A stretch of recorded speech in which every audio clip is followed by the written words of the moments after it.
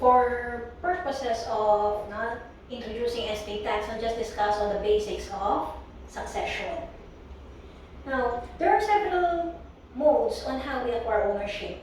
It may be by law, donation, contract, prescription, intellectual creation, and one of which is succession. Under the law, succession is one of the modes of acquiring ownership whereby the property rights and obligations to the extent of the value of the inheritance received by the person are transmitted to the heirs either by will or by operation of law. The definition is quite technical, but let us just simplify by citing the elements of succession. Now, when a person dies, we have the decedent. If the decedent left a last will and testament, he is also called as the testator. Now, leaving behind properties, it may be real, personal properties, tangible or intangible personal properties, forming part of what we call the estate or inheritance. And this patrimony, estate or inheritance of the decedent, will be distributed or transmitted to the heirs or the successors, those who are called to succeed. Now, if the decedent left a last will and testament, naming or designating the person who will administer and distribute his estate to his instituted heirs or successors, that person appointed in the last will and testament is the executor of the last will, the executor of the will, the executor of the estate. Now, it may happen that the decedent did not left a will, but the court appoints who will administer or distribute the estate of our decedent. Then we have the so-called administrator of the estate, executor or administrator of the estate. If there's a will, the court appoints. Now we have executor or the administrator. I told you the property rights and obligations only up to the extent of the value of the inheritance received by the heir. Which means, ang tagapagmana ay magbabayad lamang ng obligasyon ng yumao base sa amount na kanya nakuhang mana. Only up to the extent of the value of the inheritance he received. And the property rights and obligations not extinguished or accruing at the time of death. Now, what is important is the period of death. The right to succession reckons from the moment of death. Now, similarly, the repudiation or acceptance of the heir or the successor to the inheritance reckons from the moment of death.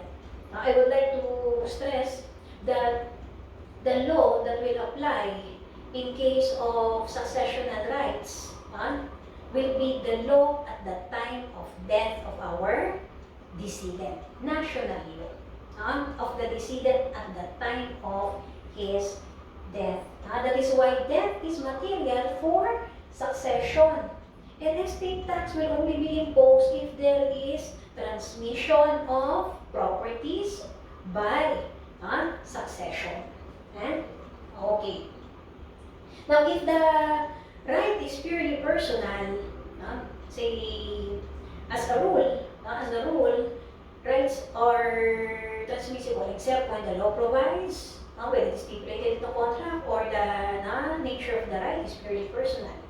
Marital right, parental right, right to support, right to an occupation, elective position, scholarship grant, purely personal, that it cannot be transferred to the heir or successor.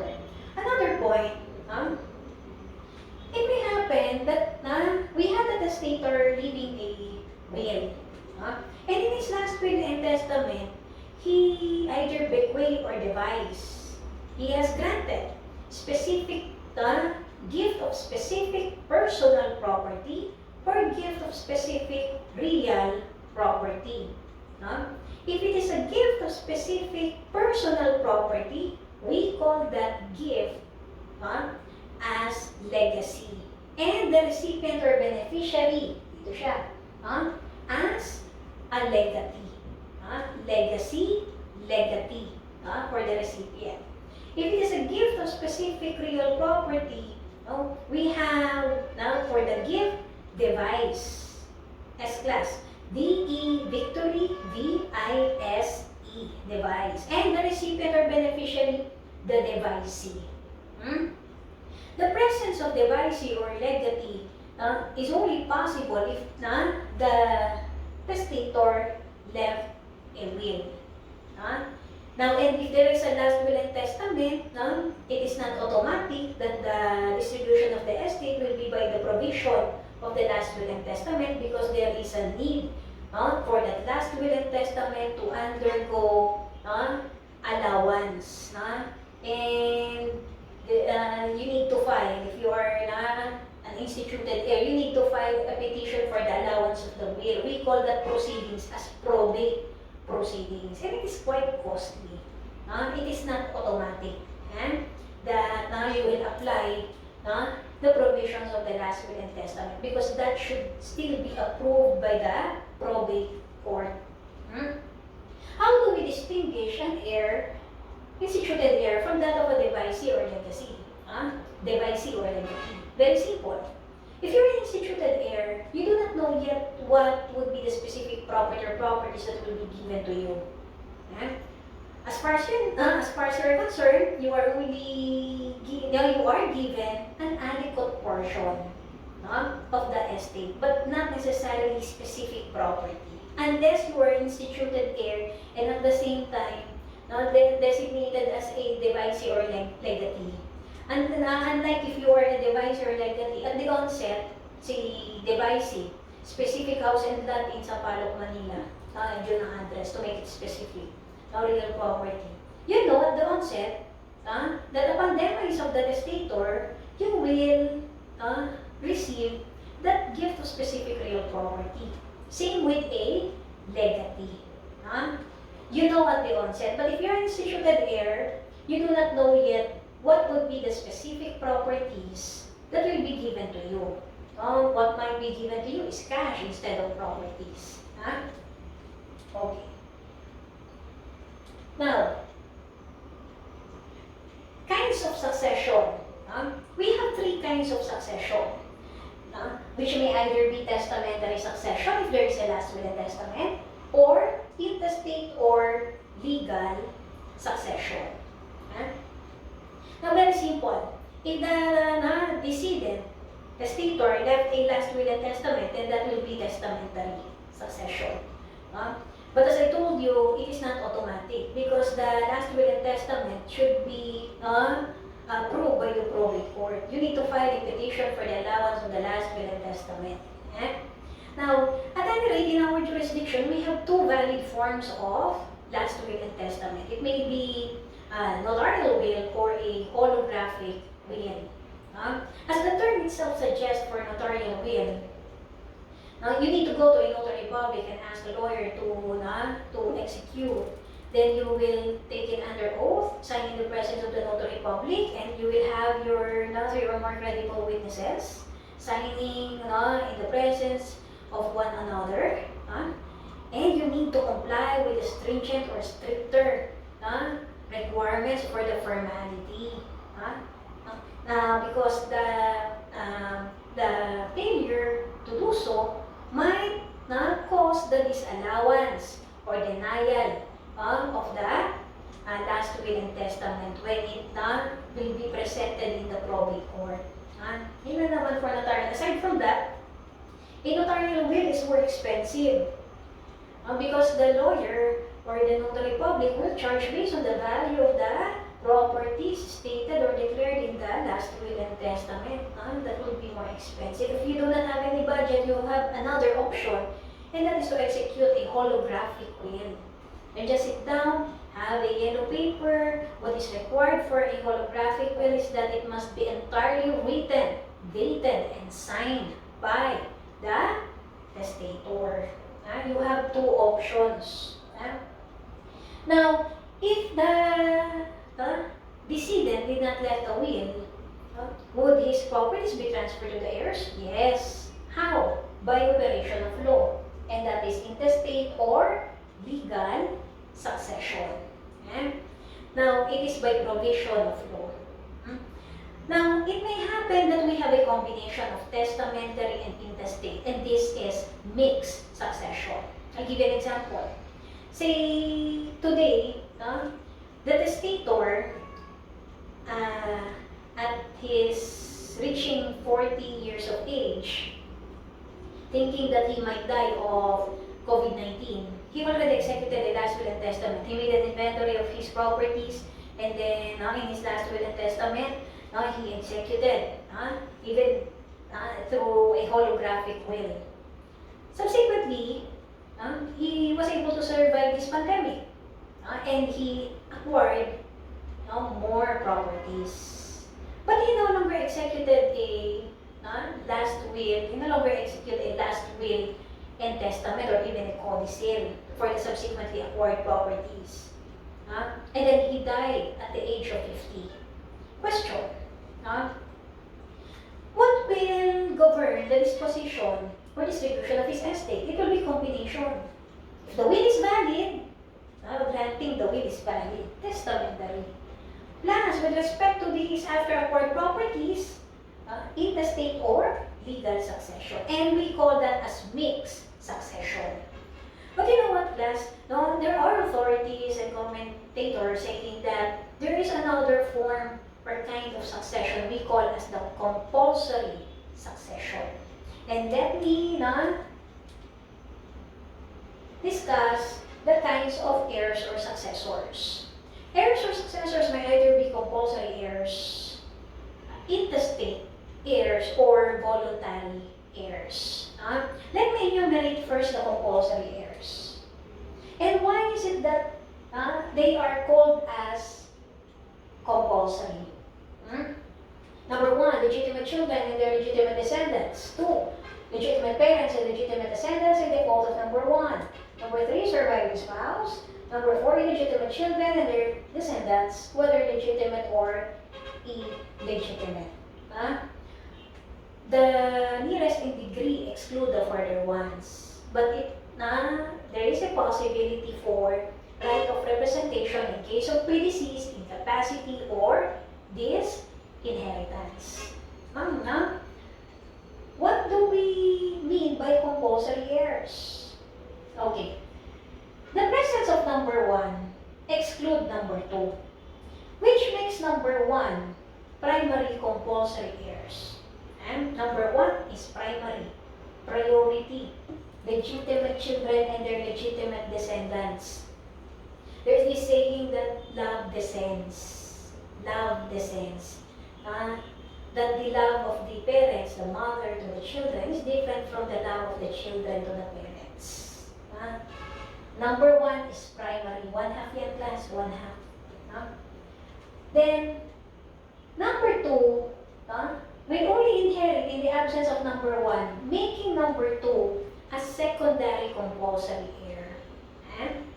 Ma'am, I very much love my mother and I would like to give something to my mother upon my demise in case I predecease her. What will be my remedy? You execute the last will and testament.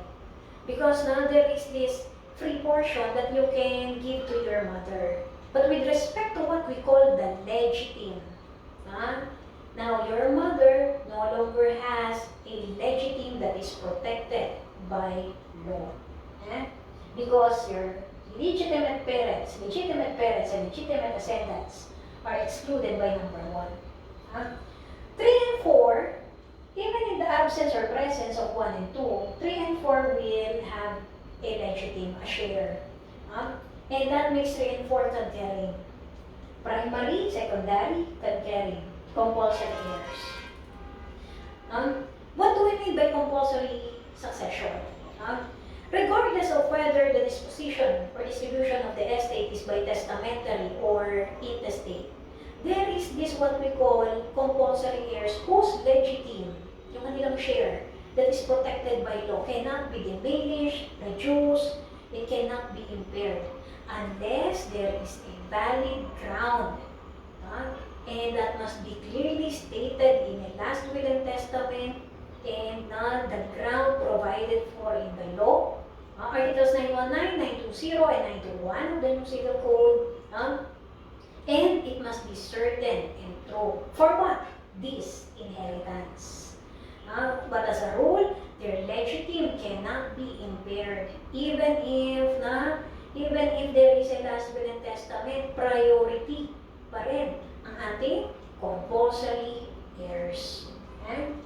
Now, compulsory heirs, kaya siya compulsory. The state, intestate, mixed succession, the legitimes of the compulsory heirs cannot be impaired. And whoever is the instituted, say voluntary heirs, in the last will and testament, legatee, divisee, they will only get out of that, their share, out of the free portion. Pag wala ng free portion, and therefore, they will not get anything because the legitimes of the compulsory heirs are protected by law.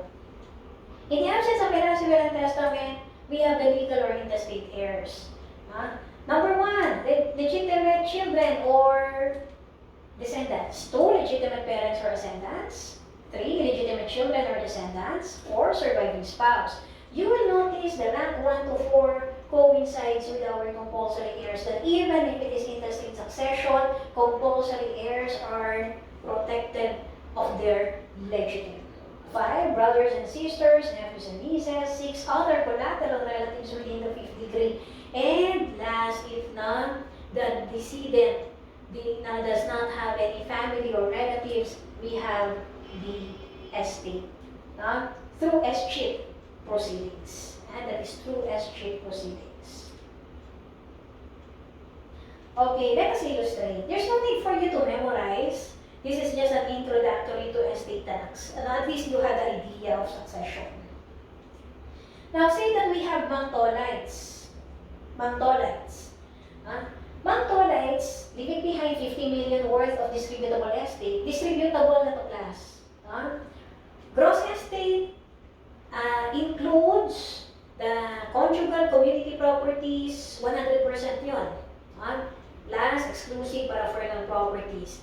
Then, that will be divided accordingly. Meron pa tayong share of surviving spouse, whatever would be the obligations of the decedent until the taxes. What remains that will be distributed to the heirs, distributable estate. Let us assume at grande acuerdo that is 50 million pesos.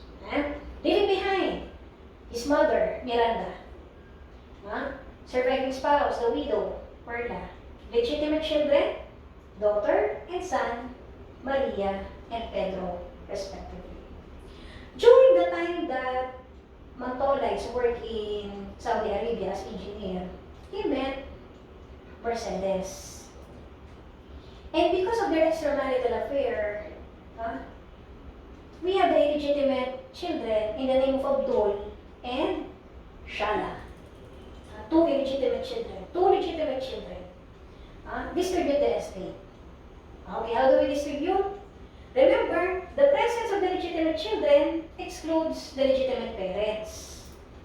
And 1 and 2, fix yan, 1/2. 1/2 yung kanilang legitimate. Now, and share of the surviving spouse, a widow or widower, the share of the surviving spouse is equivalent to a share of a legitimate child. And the share of the illegitimate child is half the share of a legitimate child. Ma'am, where did you get that apportionment, that allocation? The law says so. But there's no need for you to memorize. This is just for purposes of illustration. And so that you can be apprised on how we distribute the estate. Let us have a computation.